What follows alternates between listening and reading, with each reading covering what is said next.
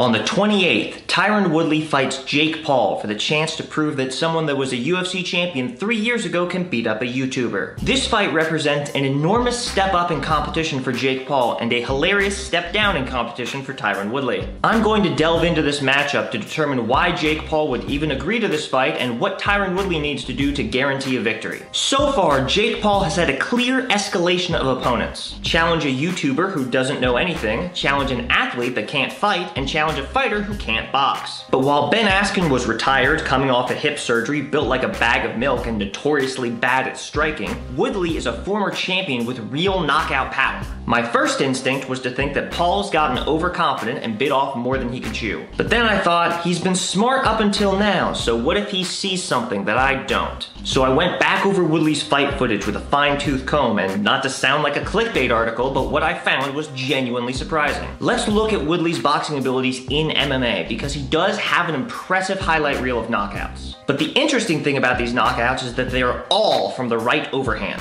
Every single one of them. The overhand is sometimes maligned by boxers and kickboxers, but it's a genuinely great tactic in MMA. MMA fighters often fight from a further range than boxers, making the overhand's ability to cover distance invaluable. The head movement that often accompanies an overhand acts as a feint for a takedown, which distracts the opponent from the intended target. That's why fighters like Tyron Woodley, Gilbert Burns, and even Khabib have had such success with the overhand, because they all also present a genuine takedown threat that their opponent can't take lightly. In addition, the smaller MMA gloves make it more difficult to block a shot coming from that angle. Boxers can use the padding of their glove to absorb a punch, but MMA fighters have to use the meat of their arm. This requires a larger motion, and fractions of a second matter when a punch is being thrown. The decreased distance, lack of takedowns, and larger gloves contribute to overhands being less effective in boxing. In MMA, it's good enough that many fighters get away with just spamming it. This means that Tyron Woodley's main offensive weapon, and the only tool he has to finish fights through striking, will be severely nerfed under a boxing rule set. But Woodley is a former champion with a lot of knockouts under his belt. I figured he has to have other weapons in his boxing arsenal. But when I looked at the tape to identify these weapons,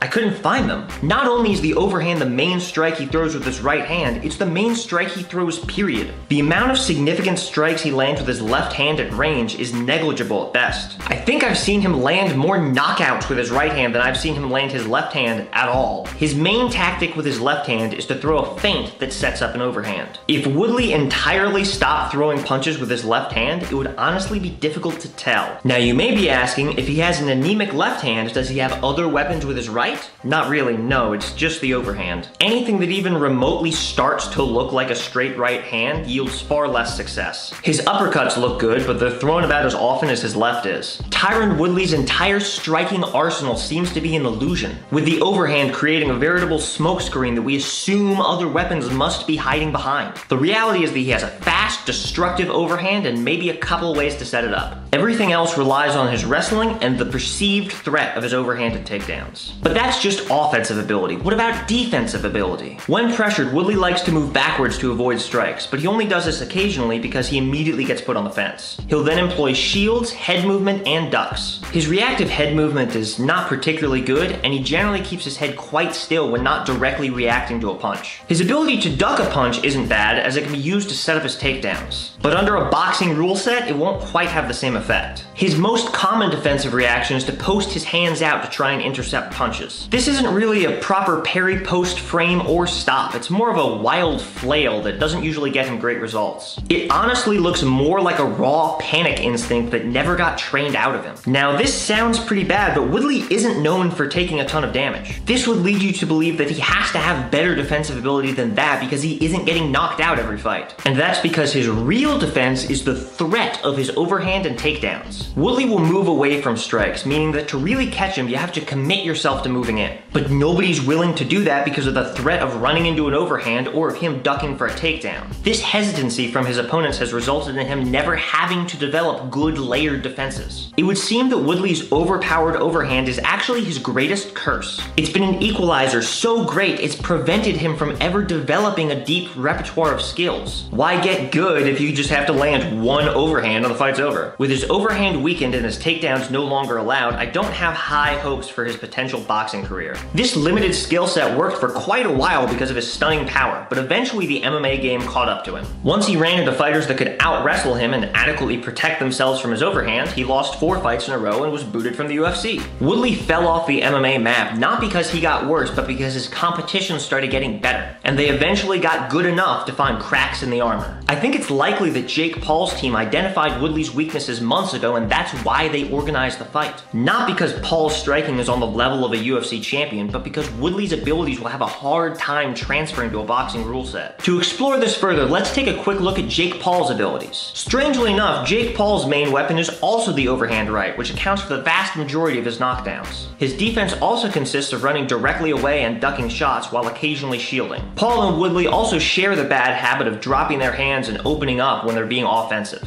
Fortunately for Woodley, this tendency in Paul will make it easier for him to land a knockout blow. Unfortunately for Woodley, Paul actually possesses the ability to use his left hand. He even uses his left hand to land actual punches that also set up his overhand right. While Woodley has far more competitive experience, Paul seems to have a deeper boxing arsenal and a game that was actually designed for that rule set. So what does Woodley need to do? How can he pull out a victory? First of all, he will probably need to rely on his overhand because it's basically all he has. But he'll need to acquire new ways to set it up as well as modify it for boxing. He'll also need to stay off the ropes and find ways to punish Paul's overhands and ducks. First, let's look at how he can land his overhand. A key element will involve being more active with his left hand to set it up. Some possible solutions are guard teardowns and frames. Guard teardowns can be used by throwing a long lead hook to then pull down the right arm. This compromises the guard and can turn the opponent's body towards an incoming right hand. He can also throw a jab or vertical jab in between Paul's guard in order to tear down the left hand, which will clear the path for a knockout blow. He could also use frames by throwing a jab against Paul's guard and then leaving it there. This can be used to push against Paul's guard to keep him off balance and block his vision from seeing a right hand coming. A frame can also be used to prevent Paul from popping back up when he ducks a punch. Although this should be used cautiously, as Paul might still be able to throw an overhand that Woodley would have to shoulder roll. This threat can be minimized by making an effort to frame off the left side of Paul's head while circling clockwise. This change of position can move him out of the overhand's range, out of Paul's visual field, and force Paul to turn towards Woodley's overhand in order to reset. Overall, the guard teardowns and frames can more believably threaten the left hand while making his right easier to land. Woodley may also find he needs to modify his overhand. When Paul throws his overhand, it's typically done at a closer range than when Woodley throws his. This is because Paul's overhand has been honed to fight at boxing range, while Woodley's is typically used at longer ranges. This could result in Woodley systematically overshooting his target, which will do considerably less damage and often result in a clinch. Woodley will also need to be careful to stay off the ropes. If he's unable to land a good overhand because of the boxing rule set, this fight might very well go to a decision. His tendency to cede ground and be relatively inactive could draw the ire of the judges. One way he could stay off the fence is by establishing a clockwise circle. By using jabs and lead hooks, he could herd his opponent in a clockwise direction.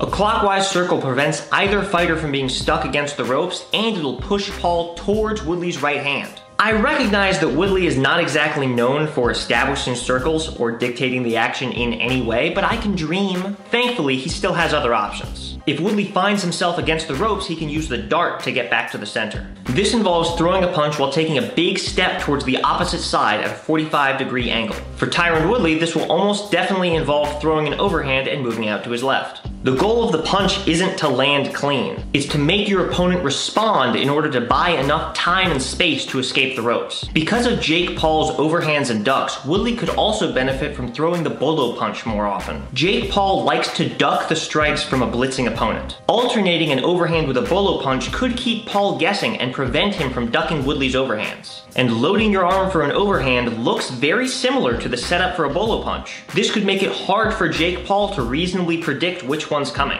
This could make Woodley's overhand land more consistently, and it could be used to punish Paul whenever he throws his own overhand. The overhand typically involves significantly dipping the head towards the outside. This position could run him directly into Woodley's counter bolo punch. To summarize, Woodley's tools for victory are being more active with his left hand to set up his overhand, including guard, teardowns, and frames, modifying his overhand for a boxing rule set, using circling and the dart to stay off the ropes, and using the bolo punch to discourage Paul from ducking or throwing an overhand. Or he could just stand there and wait for a knockout blow to present itself. That is basically his favorite thing to do. Because of their similar styles, a lot of this advice could also be used by Jake Paul, so it'll be interesting to see which one of them utilizes it better. Ultimately, this fight is great for Jake Paul and terrible for Tyron Woodley. If Woodley wins, then no one's surprised. A UFC champion knockout artist should be able to beat up a YouTuber. But if Paul wins, then Woodley has to live with the fact that he got beat up by Jake Paul. And this fight could be closer than you think. Woodley arguably has a better overhand, but Paul's is already adapted to boxing range. I think that Paul agreed to fight Woodley not because it's an easy fight, but because it's easier than people would assume.